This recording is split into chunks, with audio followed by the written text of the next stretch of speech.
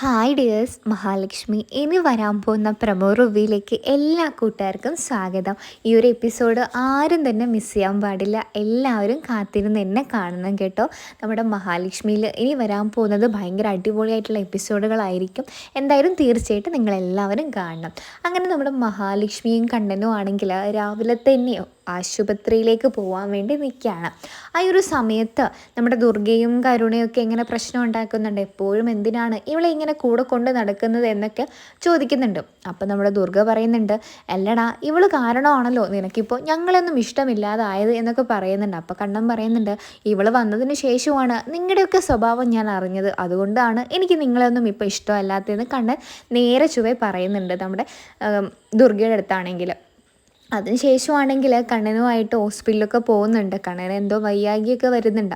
അപ്പോൾ കണ്ണനുമായിട്ട് ഹോസ്പിറ്റലിലൊക്കെ മഹാലക്ഷ്മി കൊണ്ടുപോകുന്നുണ്ട്. അതിൻ്റെ ഇടയ്ക്ക് മഹാലക്ഷ്മിക്ക് പുറത്ത് നിന്ന് ഒരു മരുന്ന് വാങ്ങാനുണ്ടായിരുന്നു. ആ മരുന്ന് വാങ്ങാനിടയ്ക്കാണ് നമ്മുടെ മഹാലക്ഷ്മിക്ക് ഈ വലിയൊരു ദുരന്തം സംഭവിക്കുന്നത്.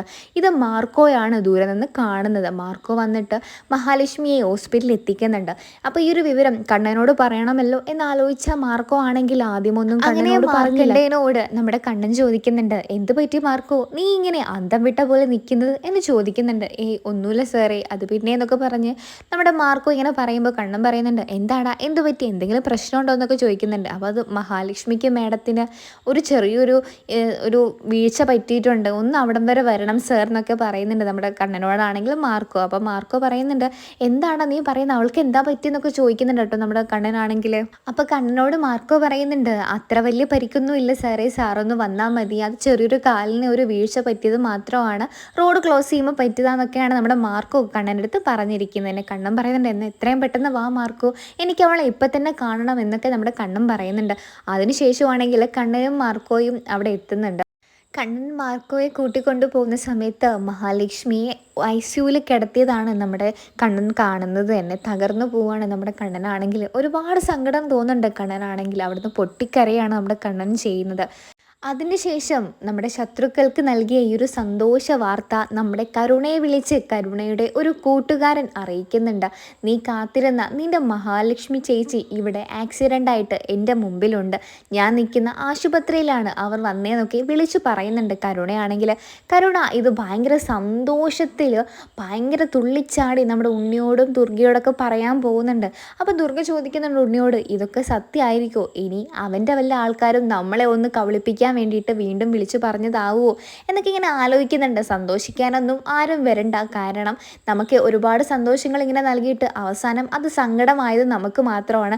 എന്തായാലും ആരും ഇതിനെക്കുറിച്ച് ഇപ്പം ആരോടും പറയണ്ട, എന്തായാലും നമുക്ക് കുറച്ച് നേരം കഴിഞ്ഞിട്ട് നമുക്ക് നോക്കാം എന്നൊക്കെ ദുർഗ പറയുന്നുണ്ട്. അപ്പോൾ ഉണ്ണി പറയുന്നുണ്ട്, അമ്മ പറഞ്ഞത് വളരെയധികം ശരി തന്നെയാണ്, എപ്പോഴും നമുക്ക് തന്നെയാണ് വീഴ്ച പറ്റാറ്, എന്നാൽ ഇത് അങ്ങനെ പറ്റിക്കൂടാ, എന്തായാലും ഇതിൽ സത്യം ഉണ്ടോ എന്ന് നമുക്കൊന്ന് കാത്തിരുന്ന് അറിയാം എന്നൊക്കെ പറഞ്ഞിട്ട് നമ്മുടെ ദുർഗയും ഉണ്ണിയും കരുണയൊക്കെ ഇങ്ങനെ ആ ഒരു നിമിഷം എന്താ മഹാലക്ഷ്മിക്ക് എന്തെങ്കിലും സംഭവിച്ചോ എന്നറിയാൻ വേണ്ടിയിട്ട് കുറച്ചു നേരം ഇങ്ങനെ കാത്തിരിക്കുന്നുണ്ട്. ഇനിയിപ്പോൾ അവക്കെങ്ങാനും എന്തെങ്കിലും സംഭവിച്ചാൽ എനിക്കുണ്ടാവുന്ന സന്തോഷം എത്ര മാത്രമാണെന്ന് ഉണ്ണിയേട്ടന് അറിയാലോ ഉണ്ണിയേട്ട എന്നൊക്കെ പറയുന്നുണ്ട്. അപ്പോൾ ദുർഗ പറയുന്നുണ്ട്, മോൾക്ക് മാത്രമല്ല ഈ അമ്മയ്ക്കും അതൊരുപാട് സന്തോഷം നൽകുന്ന കാര്യങ്ങൾ തന്നെയാണെന്നൊക്കെ പറയുന്നുണ്ട്. അങ്ങനെ നമ്മുടെ മാർക്കണ്ഡേയനാണെങ്കിൽ ഈ ഒരു വിവരം നമ്മുടെ മഞ്ജുവിനെയും സാഗറിനെയൊക്കെ അറിയിക്കുന്നുണ്ട്. മഞ്ജുവും സാഗറൊക്കെ ആണെങ്കിൽ ആകെ മൊത്തം ഒന്ന് ഷോക്കായി നിൽക്കുകയാണ്. ഏട്ടത്തിക്ക് എന്താ പറ്റിയത് എന്നുള്ള രീതിയിൽ നിൽക്കുകയാണ്. അപ്പോഴേക്കും നമ്മുടെ മഞ്ജുവും സാഗറും കൂടെ ആണെങ്കിൽ നമ്മുടെ മഹാലക്ഷ്മിയെ കാണാൻ വേണ്ടിയിട്ട് ആശുപത്രിയിൽ എത്തുകയാണ് ചെയ്യുന്നത് തന്നെ. ആശുപത്രിയിലെത്തിയ മഹാലക്ഷ്മി ഇങ്ങനെ വീണ് കിടക്കുന്നൊരവസ്ഥയിലാണ് അവർക്ക് കാണാൻ സാധിച്ചത്. അതിനുശേഷമാണെങ്കിൽ കരുണ സ്വന്തം വീട്ടിലോട്ട് പോകുന്നുണ്ട് ഈ ഒരു സന്തോഷ വാർത്ത അറിയിക്കാനും അവിടെ ഉള്ളവരെ സന്തോഷിപ്പിക്കാനും വേണ്ടിയിട്ട്. അങ്ങനെ മുത്തശ്ശി ചോദിക്കുന്നുണ്ട്, മോൾ എന്താ പെട്ടെന്ന് വന്നത്, ഉണ്ണിമോനൊക്കെ എവിടെ എന്നൊക്കെ ചോദിക്കുന്നുണ്ട്.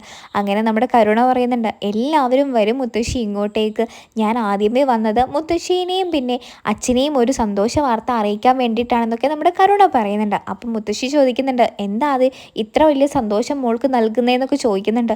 അപ്പം നമ്മുടെ മുത്തശ്ശിയോടും അച്ഛനോടും കരുണ പറയുന്നുണ്ട്, ഞാൻ ഇന്ന് വരുമ്പോഴേക്കും എന്നെ ഒരു കൂട്ടുകാരൻ വിളിച്ചിരുന്നു. ആ മഹാലക്ഷ്മി ഐസിയുവിൽ കിടക്കുന്നത് അവൻ കണ്ടെന്നുള്ള കാര്യം, എന്തായാലും അത് സത്യമാണെന്നുള്ള കാര്യം ഇപ്പോൾ ഉറപ്പായി അച്ഛാ. അതുകൊണ്ടാണ് ഞാൻ ഇങ്ങോട്ടേക്ക് നേരെ വന്നത് എന്നൊക്കെ പറയുന്നുണ്ട്.